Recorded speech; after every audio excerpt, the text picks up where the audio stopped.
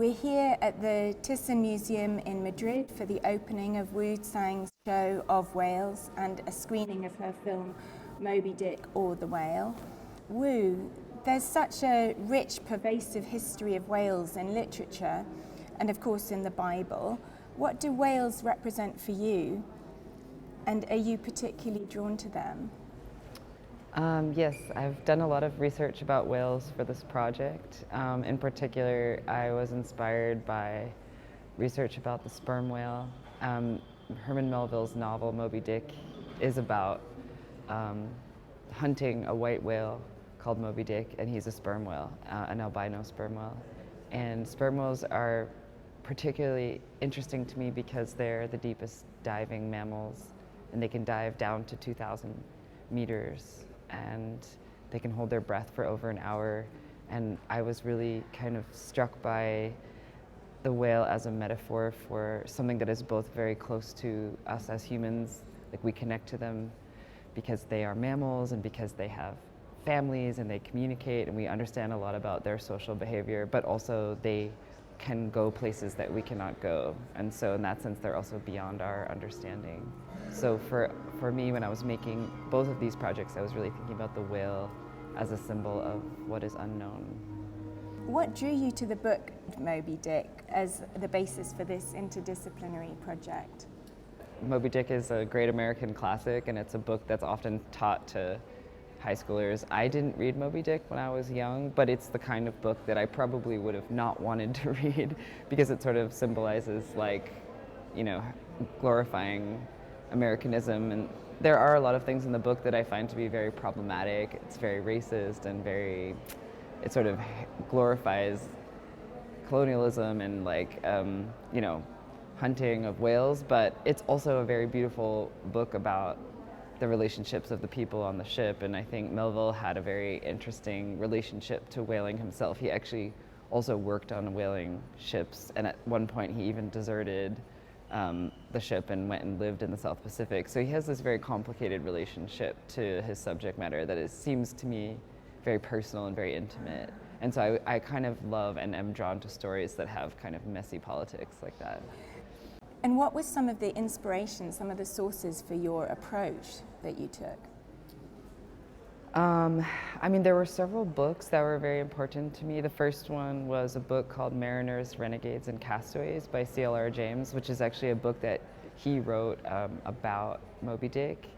And also there's a book called The Many-Headed Hydra that's kind of like a history of this maritime history around that time period, but also particularly about like the roles that sailors played in political uprisings. And so the Hydra being a metaphor of the uprising in the sense that it's something that you cannot stop. If you cut a head off, it springs up somewhere else. And I thought that was a really beautiful way to think about the sailors, was this sort of like resistant social life. And so that's what my film focuses on. Can you just talk through the different components of this project and if there's an ideal order in which to experience them? So yeah, there's kind of a trilogy. Moby-Dick, the feature film with the orchestra, is the first film that I made. There's also an installation that I made collaboratively with Moved by the Motion that's called the Extracts, which is essentially, extracts are kind of like this research and performance-based material that grew out of the making of the film. And then Of Whales, which is here in Madrid, is a third piece that I made that's really like a kind of a departure, I think, from the other two, in the sense that it uses a very different medium of its real-time game engine instead of a film with traditional editing. But I don't necessarily think you need to experience them in any particular order. It is nice that we had the opportunity to present both of them yesterday.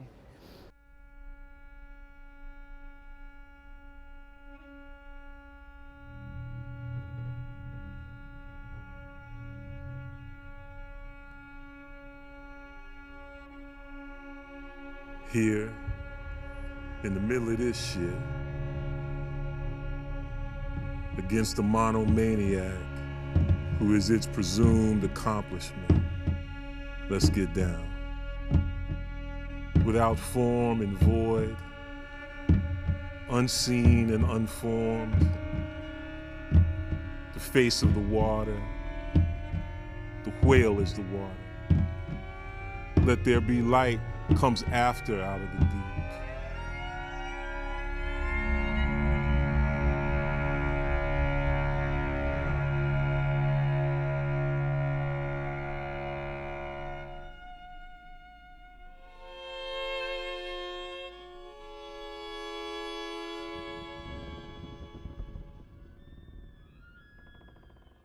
Can I ask, what prompted you to make the film Moby-Dick or the Whale as a silent film? Yeah, I had that instinct very early on. It's kind of hard to remember why, because I think what I do remember is that I had this idea I wanted to do a silent film with a live orchestra, and then many, many months into the production I realized how incredibly difficult that was. I had never made a film with a live orchestra score before, so that was like a whole process that I got to work with an amazing composer, Caroline Shaw, and Andrew Yee wrote the score and arranged it for string orchestra. But that was very different of a process for me, because usually when we make films, the score is like the last thing we make. But because we also needed this very elaborate process with the sheet music being created, we had to sort of make the score in parallel to the editing. So that was interesting. Yeah, I mean, I think there was something kind of perverse and challenging for me about doing Moby-Dick as a silent film, because the book is so much a piece of literature and it's so much about the language. And I thought it would be an interesting challenge, like what could we do with the story if we sort of had to condense the language so much. So it's really, I mean, there are many excerpts from the book, but we really tried to like distill it into like a visual storytelling. It worked brilliantly to use the rear projection of, was it mainly archival imagery, as a backdrop to... Oh, it's not archival actually. Oh, it isn't? It's mostly, the rear projection is mostly uses a game engine called Unreal, and it's all digitally simulated ocean environments. Oh, wow. So actually I guess that was another piece for the silent film that was interesting to me, is I am interested in virtual reality as a new filmmaking technique, and I think where virtual reality is it's a very new emerging medium, and people are still figuring out how to tell stories with it. And I was actually looking at a lot of silent films from the 20s and thinking about how filmmakers in that time, the filmmaking technology was relatively new, and they were very inventive with how to tell the story because they didn't have sync sound yet. And so I thought that it was interesting to kind of make that parallel between like early film languages and like very recent new technologies that are used for filmmaking as well.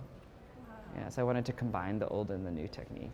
But so, did you use any archival There are scenes in the film that involve archival footage as well, but those are more like, they're like little inserts where the sub librarian is reading passages from different texts. Yeah, so those are kind of extracts from our library, so to speak. Yeah. Interesting, yeah. Okay. But all the scenes where the action is taking place, those were all shot on a soundstage using rear projection and a digitally simulated ocean. Amazing, okay. And the acting in the film feels more sort of pronounced, I guess, harking back to the early silent films when actors had to convey so much through gesture. What directions did you give the actors? Yeah, well, I guess also the emerging of this form of Moby-Dick as a silent film also kind of fit with a bit of strategy for me around making this piece in collaboration with the Schauspielhaus Zurich, because I'm currently in residence there and I'm making projects, mostly live theater, but in the instance of Moby-Dick, we wanted to make a film with a live orchestra, so it was kind of a hybrid film performance. And working with the actors of the Schauspielhaus ensemble, they're all theater actors, so it actually felt like something they could offer their skill set in terms of like acting for a silent film, is that they have this ability to like act much bigger, because that's how you have to act when you're on stage. So that style of acting I thought worked very well with the storytelling that we needed to do. Yeah, and the language, as you said, in the original Melville text is clearly problematic in the way he speaks of people as savages and cannibals, and there's a whole chapter on whiteness. What are some of the strategies that you use to convey the post-colonial gaze? Well, I think the amazing thing about Moby-Dick, Melville's novel, is that it's so rich and layered with all of these kind of politics and sort of moments in time that it's referencing and like visual imagery, and I didn't even have to like shift it that much. It was just slightly, in some cases, reordering the order of the scenes. So for example, the chapter on whiteness for me was an important one to include, and it kind of comes at the climactic point where everyone is kind of about to be, you know, killed by Moby-Dick. So I thought, oh, this is like an interesting moment to talk about this. In Melville, he talks about the whiteness as this like fear. It's a color of fear. And I thought that was like a really profound, actually very relevant. I think that's the thing about Moby-Dick. There's a lot of themes in it that could be talking about the present as much as it was talking about the past. Yeah, definitely. I mean, there are also clearly strong homoerotic undertones in the novel. And in your film, you've drawn out the love story between Ishmael and Queequeg. Do you think Melville was hinting at such a relationship but was constrained by his times? I think for me, it's very important. The queerness of the novel is there, but I don't try to make it about that. I think it's like a layer, like all the other layers. Because I don't know. And I'm not interested in like proving it or, you know, in like giving people an alternative version. It's actually just that I'm like allowing that part to exist in conversation with all the other parts. Because that's some of the things I love about queerness, is that it can, through time and through different cultures and spaces, it can always have different meaning and resonance through context. So it's like not for me important to claim it, but just to kind of allow it to be there with everything else. Yeah. And could you say a little bit about how you've interpreted the famous Captain Ahab, whose obsessive quest for the white whale that took his leg as his and his crew's downfall, but in your body of work? Yeah. Well, for me, the Mariners, Renegades, and Castaways book by C.L.R. James has a lot about Ahab, thinking about him as a sort of figure of a dictator who has this like mad drive towards, well, in our film we quote a bit of passage from the James's, the section on the plan, and it's this idea of like, it's that there is this plan of progress that becomes like an obsessive like drive of like dictatorship that's not even about world domination, but it's actually just about this endless advancement of ordering things. And that, I think, is a really profound idea that we try to show, especially with Ahab, because there's a chapter in the Melville where it's called The Chart, and he's like obsessively mapping the migration of the whales so he can try to find Moby-Dick in this massive, you know, oceanic world. He like has to find this one whale, and he's just obsessed with doing it. And I just think in some ways that's like a metaphor for our human obsession about like measuring and